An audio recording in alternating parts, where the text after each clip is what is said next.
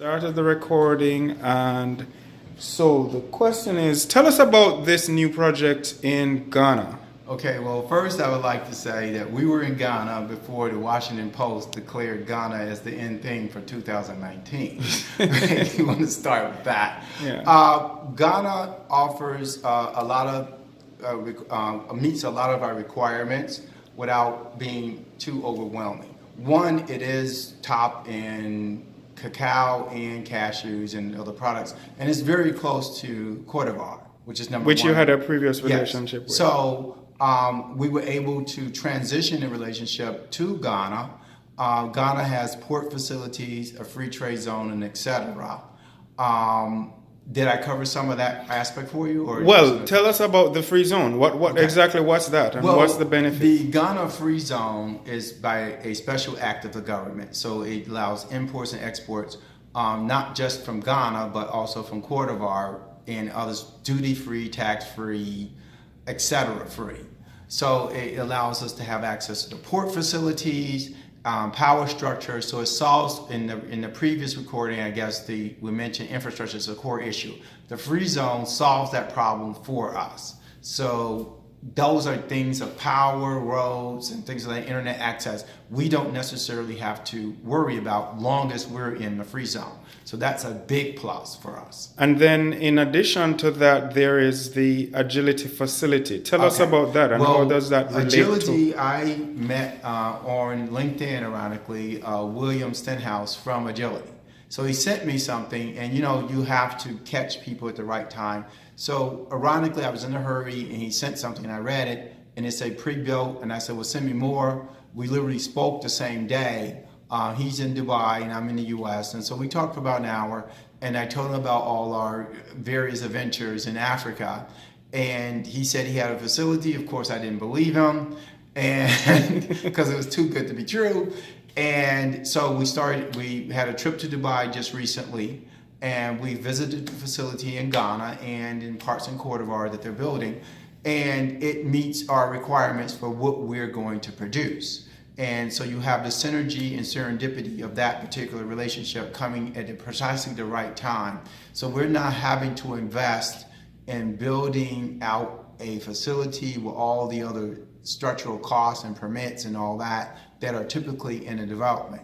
So it met our requirements because we could just bring equipment and work on what we do best, that is process and manufacturing and selling products and dealing with the cooperatives without the need to focus also on various infrastructure, water, waste issues that are systemic. Security. And in other areas that you become hindbound. I can just describe to you that we had a recent proposal for Cote d'Ivoire, and a huge amount of the time was a year just to build something and actually get the permits and also protect your perimeter and all that we would have to worry about, that we do not have to worry about by being in the Agility facility.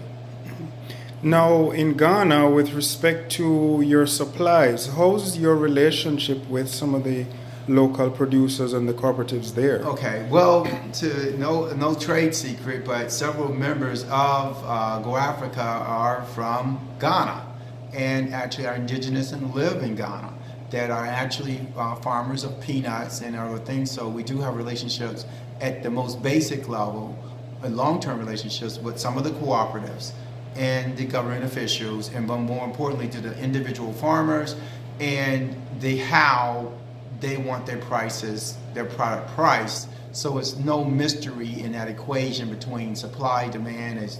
Are you meeting what the farmer needs? Are you meeting what the market needs? So we feel that we have, in a partnership of the willing, solved those systemic problems that in this particular scenario with Ghana that we would normally have to encounter as far as coming to market for product. And tell us, how do you envision the operations in Ghana, specifically process integration issues, equipment, worker training, health, some of the issues you mentioned earlier, actually. The free zone actually solves a lot of the importing issues to TEMA, as far as the farmers being able, or cooperatives being able to get us product. Agility solves the facility security management issue for us. So we now have to just focus on process, equipment, worker training, worker health, and fulfilling the long-term contracts that we have as far as delivery to the market of product. Also, that brings into the point why Ghana, if you look at the whole supply chain of, say, cashews and peanuts and coffee, the market has a disparity between reliable suppliers of finished product. And I should make the distinction, we're looking to process.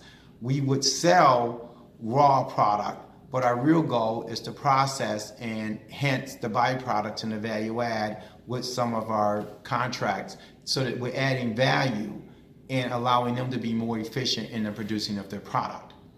We've had several interests in buyers from Dubai that are looking essentially that for like roasted peanuts that meet exactly what they're trying to produce. And we believe that's the long-term value add of Go Africa, is the sense that we're embedding ourselves in supply chain of medium to large producers of whatever product they're looking to produce. Tell us a bit about the solutions in, say, training. Well, we would consider that more or less a trade secret, but and to full disclosure, I actually teach, several members teach, so we know how to do behavior analysis and training, and we have members on the team that do health and safety and process. So we've incorporated that into a mobile platform so that workers are trained in real time, that we can measure, that we will be able to know if this person can operate a certain machinery or are they just mimicking, pushing buttons, but really don't know what they're doing. That's the systemic risk we saw in other facilities. So that we have depth on the line of someone being able to produce. And that leads you to why Ghana and why certain metrics that you will see is that we say a container a day being produced so that it can be measured, not qualitatively, but quantitatively. You could work really hard, but if you didn't produce anything, then, well, you're going to probably lose money. Yeah. So that in the training aspect of making sure that we know that the workers are trained, they will be retrained automatically. If say 18 months lapse and they haven't taken fire safety, they'll have to take it again, or they won't be allowed to work. So those parts of us solving training plus health on site would guarantee that we have a reliable workforce that we can sustain production levels going forward. We hope to replicate the model into Cote d'Ivoire, to Nigeria, to Kenya, to Mozambique, as the market dictates, meaning that if you see our proposal, we have plans for those areas, but I will easily say we're not going to Cote d'Ivoire for Cote d'Ivoire's sake. We're going to Cote d'Ivoire if we're going to make money.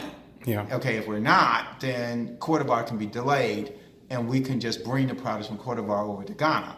And if I'm asked to put it objectively. So that also removes the risk of expansion for expansion's sake and ego and grandeur for grandeur's sake. We're looking to produce first, and if it's successful and we can move to Cote d'Ivoire, we will move to Cote d'Ivoire in the same fashion, an agility facility with a similar free zone like structure that allows us to penetrate the market. And the last question for this section, you mentioned health on site. Just give our listeners an idea of what that means. On site means baselining workers of their current health condition and vaccinations, testing for blood pressure, for other things, for HIV, for malaria, and other indigenous diseases in Africa, such as yellow fever, typhoid fever, and the like, so that those workers are successful. We will partner as appropriate with the World Health Organization and the government, but we're not there to, give free health care unless it's to the worker that we're employing. And it may sound harsh, but we believe that there are other organizations that do health for society's sake. We've reached out to the government. The government seems to like this approach in Ghana. And Cote d'Ivoire is the same thing, is that, hey, we're not here to boil the ocean and solve world peace. We're here to contribute to society and have the worker contribute to society in a productive manner that's efficient and, profitable. Okay.